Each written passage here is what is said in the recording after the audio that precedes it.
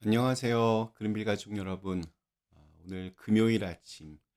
네, 오늘도 이렇게 매일 한 말씀으로 또 오늘 하루를 시작하는 모든 분들에게 우리의 믿음이 우리의 삶 속에서 드러나고 또 증명될 수 있는 날이 되시기를 간절히 기원합니다.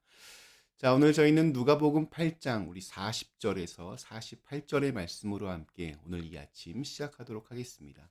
누가복음 8장 40절에서 48절의 말씀.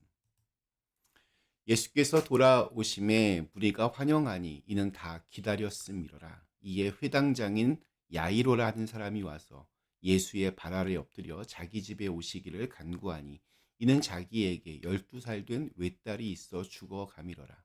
예수께서 가실 때에 무리가 밀려들더라. 이에 12해를 혈류증으로 앓는 중에 아무에게도 고침을 받지 못하던 여자가 예수의 뒤로 와서 그의 옷가에 손을 대니 혈류증이 즉시 그쳤더라. 예수께서 이르시되 내게 손을 댄 자가 누구냐 하시니 다 아니라 할 때에 베드로가 이르되 주여 무리가 밀려들어 미나이다. 예수께서 이르시되 내게 손을 댄 자가 있도다. 이는 내게서 능력이 나간 줄 알미로다 하신대. 여자가 스스로 숨기지 못할 줄 알고 떨며 나와 엎드려 그 손댄 이유와 곧 나은 것을 모든 사람 앞에서 말하니 예수께서 이르시되 딸아 내 믿음이 너를 구원하였으니 평안히 가라 하시더라. 아멘. 네, 우리 갈릴리 호수 동편 거라사 마을에 가서 한 사람을 온전히 구원하여 주신 예수님이 이제 다시 돌아오셨습니다. 이미 수많은 무리가 나와서 예수님을 벌써부터 기다리고 있었습니다. 그 중에서도 어느 한 유력한 사람이 거기서 예수님을 아주 애타게 기다리고 있었는데 그는 회당을 책임지는 회당장 야이로라는 사람이었습니다. 그의 12살 무남 동료 외동딸이 죽어가고 있었기 때문입니다. 그래서 체면이고 뭐고 예수님의 발 아래 엎드려 자기 딸을 살려달라고 간청합니다. 그래서 야이로의 집에 가시는 중에 오늘 살펴볼 사건 하나가 등장합니다. 우리 42절 우리 뒷부분을 보면 무리가 밀려들었다라고 되어 있습니다. 수많은 사람들이 예수님 주변에 같이 이렇게 가면서 밀고 당기며 이런 좀 이렇게 어수선한 상황이 펼쳐졌다는 뜻입니다. 그토록 많은 무리들 가운데 한 여인이 조용히 그러나 간절하게 예수님 곁으로 필사적으로 다가왔습니다. 이 여자는 12년 동안 혈류증을 앓던 여인입니다. 이것이 참 기가 막힌 일입니다. 왜냐하면 회당장 야이로의 딸이 집에서 죽어가고 있는데 12살입니다. 12년 동안 하나밖에 없는 딸 얼마나 애지중지 귀하게 키웠겠습니까? 그런데 죽어가고 있고 또 완전히 다른 인생을 살았던 한 여인은 이 야이로의 딸이 자라서 참 아름답고 행복하게 살았던 그 12년 동안 혈루증으로 고생하고 고침을 받지 못하는 괴로움 가운데에서 살았습니다. 그게 여기서 우연처럼 보이지만 성경이 주는 의미가 있습니다. 같은 사건을 기록한 마가복음 5장에는 이 여인이 가진 재산을 다 사용해서 많은 의사들을 찾아갔지만 이 병이 전혀 낫지 않았다라고 기록하고 있습니다. 우리가 조금 아파도 그래도 좀 뭔가 가진 것이 있고 또 사랑하는 가족들이 함께 있으면서 위로해 주면 그나마 견딜 수 있습니다. 그러나 만약 아픈 데다 가진 것도 다 날렸다면 또 주위에 사람도 남아있지 않다면 참으로 괴롭고 절망적인 상황입니다. 이 여인은 자기가 가진 것을 다 썼습니다. 희망이 없습니다.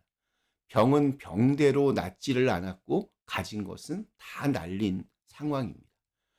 혈류증은 그 여성의 자궁에 이상이 있어서 매일 하혈하는 부인병의 일종입니다.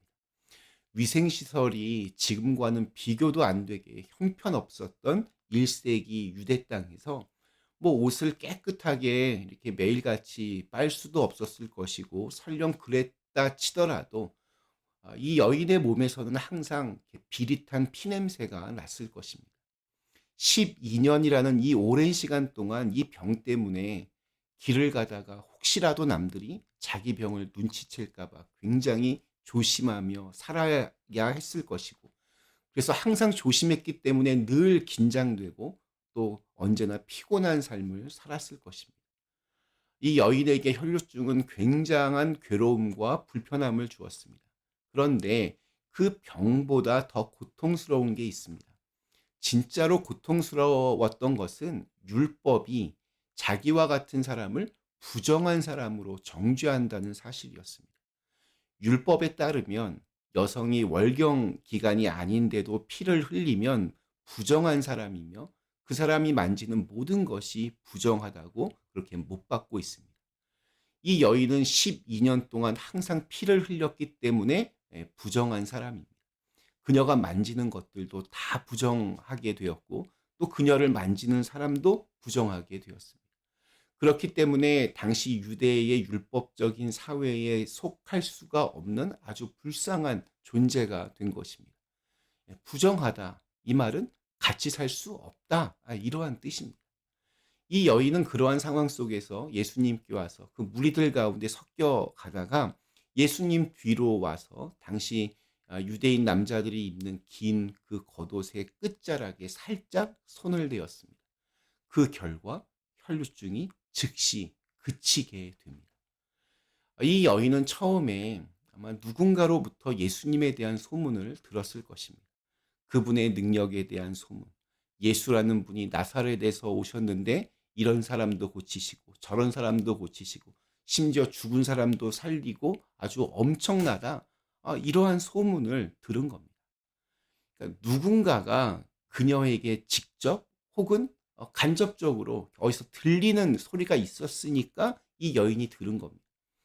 그러니까 누군가가 예수님에 대해서 전했기 때문에 이 여인은 예수님이 누구신지를 알게 된 겁니다.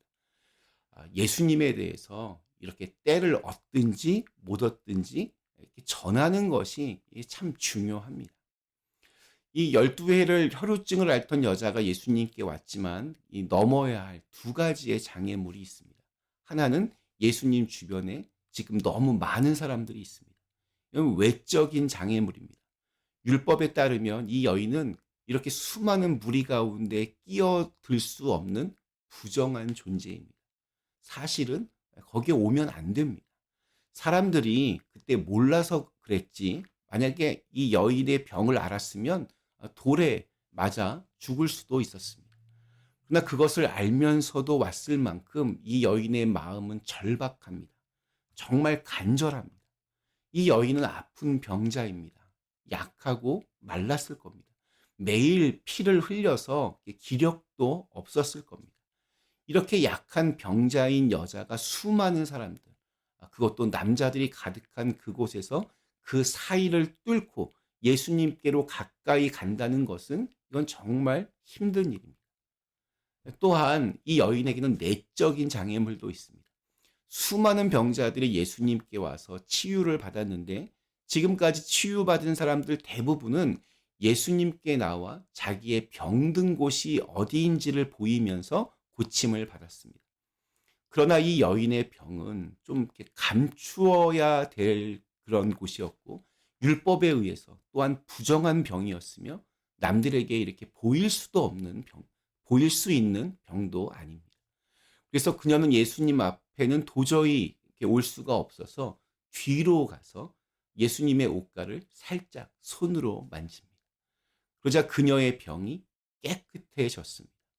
심지어 내게 손을 댄 자가 누구냐 하는 예수님의 질문에 솔직하게 모든 것을 털어놓은 그녀를 향해서 예수님은 이렇게 말씀하십니다. 딸아, 네 믿음이 너를 구원하였으니 평안히 가라.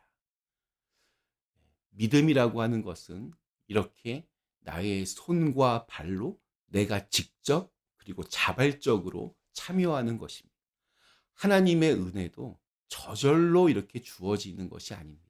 내가 직접 내 마음의 그릇을 이렇게 만들어야 하고 그 은혜를 담을 준비를 해야 합니다. 내가 직접 주님의 음성을 들을 상태로 이렇게 만드는 것. 이것은 우리가 해야 할 몫입니다. 내가 직접 해야 합니다.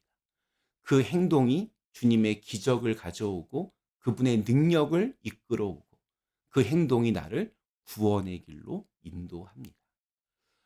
오늘 우리에게 주신 하루, 이 여인과 같은 간절한 믿음으로 주님을 향한 구체적인 믿음의 실천이 있기를 간절히 기원합니다. 잠시 함께 기도하겠습니다. 전능하신 하나님, 저희가 예수님 믿는데 그 믿음이 우리의 마음 속에서, 우리의 생각 속에서, 또 우리의 손과 발을 통해서, 우리의 몸을 통해서 그렇게 보여지고 또 증거되어질 수 있도록 인도하여 주시옵소서. 예수님의 이름으로 간절히 기도드리옵나이다. 아멘.